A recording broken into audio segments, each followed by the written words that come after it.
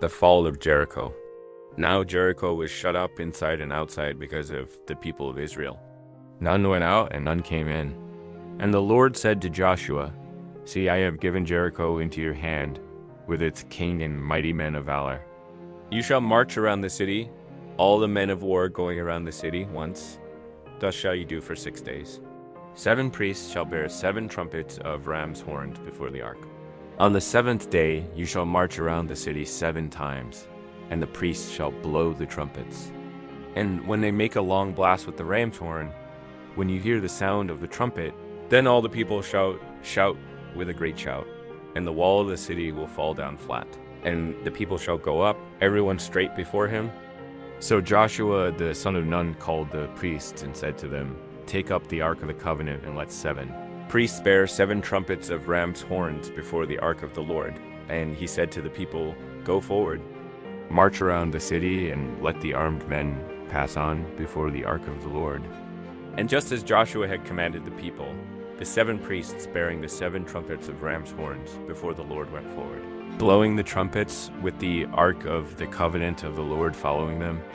The armed men were walking before the priests who were blowing the trumpets, and the rear guard was walking after the ark, while the trumpets blew continually. But Joshua commanded the people, "You shall not shout or make your voice heard, neither shall any word go out of your mouth until the day I tell you to shout. Then ye shall shout." So he caused the ark of the Lord to circle the city, going about it once. And they came into the camp and spent the night in the camp. Then Joshua rose early in the morning, and the priests took up the ark of the Lord, and the 7 priests bearing the 7 trumpets of ram's horns before the ark of the Lord walked on. And they blew the trumpets continually, and the armed men were walking before them, and the rear guard was walking after the ark of the Lord, while the trumpets blew continually. And the 2nd day they marched around the city once, and returned into the camp. So they did for 6 days. On the 7th day they rose early, at the dawn of day, and marched around the city in the same manner 7 times. It was only on that day that they marched around the city 7 times.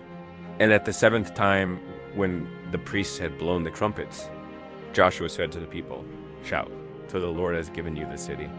And the city and all that is within it shall be devoted to the Lord for destruction. Only Rahab, the prostitute, and all who were with her in her house shall live, because she hid the messengers whom we sent. But you keep yourselves from the things devoted to destruction, lest when you have devoted them you take any of the devoted things, and make the camp of Israel a thing for destruction, and bring trouble upon it. But all silver and gold, and every vessel of bronze and iron, are holy to the Lord. They shall go into the treasury of the Lord." So the people shouted, and the trumpets were blown. As soon as the people heard the sound of the trumpet, the people shouted a great shout, and the wall fell down flat, so that the people went up into the city, every man straight before him, and they captured the city. Then they devoted all in the city to destruction, both men and women, young and old, oxen, sheep, and donkeys, with the edge of the sword. But to the 2 men who had spied out the land, Joshua said, "Go into the prostitute's house and bring out from there the woman and all who belong to her, as you swore to her." So the young men who had been spies went in and brought out Rahab and her father and mother and brothers and all who belonged to her. And they brought all her relatives and put them outside the camp of Israel.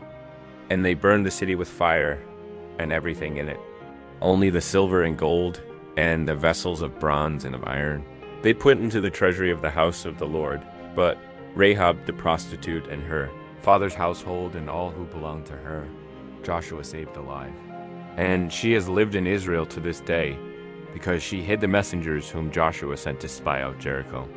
Joshua laid an oath on them at that time, saying, "Cursed before the Lord be the man who rises up and rebuilds this city, Jericho. At the cost of his firstborn shall he lay its foundation, and at the cost of his youngest son shall he set up its gates." So the Lord was with Joshua, and his fame was in all the land.